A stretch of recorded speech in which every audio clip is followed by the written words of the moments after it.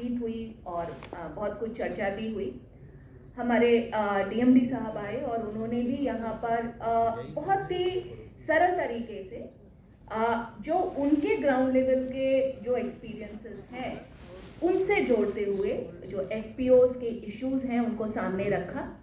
और आप सबने भी जो आप अभी हम लोग सुन रहे थे, कुछ एफपीओज को हम लोग सुन रहे थे और बहुत ही अच्छे बिकॉज क्योंकि आप ही हैं जो कि बेहतर तरीके से समझ सकते हैं कि अगर मुझे सस्टेन करना है, लंबी दौड़ लगानी है, तो मेरे क्या क्या मुझे चाहिए।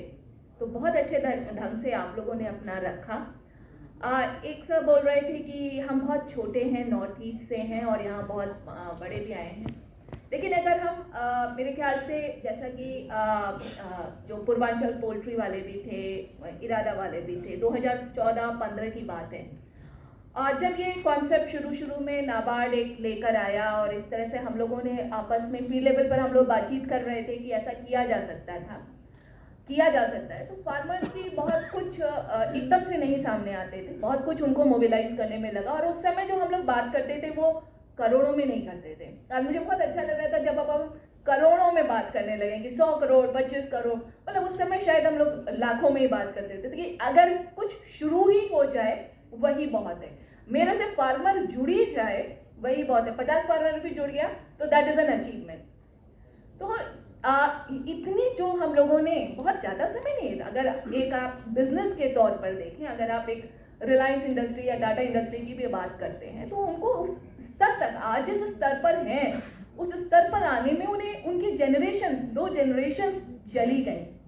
और अगर हमने एक एफपीओ के तौर पे 2015 से और 2023 पे अगर इतनी प्रोग्रेस कर ली है तो ये बताता है कि कहीं ना कहीं जो हम कलेक्टिवाइजेशन की बात करते हैं, एग्रीगेशन की बात करते हैं, उसमें कहीं ना कहीं सच्चाई है।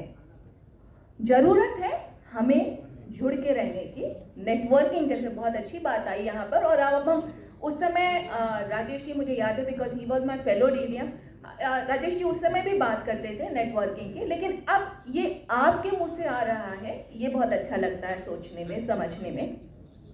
और दूसरी बात, जो एक वक्ता यहाँ पर आपके एफपीओ के बीच से आए, उन्होंने कहा कि अब हमें सीबीबीओ क्या कह रहा है, डीडीएम क्या कह रहा है, उससे आगे हमें सोचना है as a member, as a BOD, because you are the stake holder.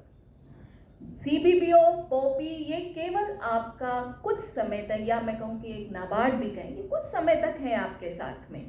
उसके बाद आपको अपना जो पथ है वो स्वयं चुनना है, और जो इस पथ पे चलेंगे मेरे ख्याल से उनके लिए कोई सीमा नहीं है। तो बहुत बहुत धन्यवाद। और आप सबका मैं जो हमारे प्रधान कार्यालय से आए, प्रधान कार्यालय एफएसडीडी से हमारे सीजीएम साहब यहाँ पे उपस्थित रहे, हमारे जीएम साहब उपस्थित रहे, नैब किसान से यहाँ पर हमारे सीईओ रहे, नैब संरक्षण से यहाँ पर उन्होंने रहे, हमारे जितने भी स्पीकर्स, रिलायंस फाउंडेशन से, आईटीसी से, मार्केट मिर्ची से, और उसके अलावा हमारे सीए वारसी साहब जो हमें हमेशा हेल्प करते रहते हैं, उन सबको मैं बहुत धन्यवाद देना चाहूँगी।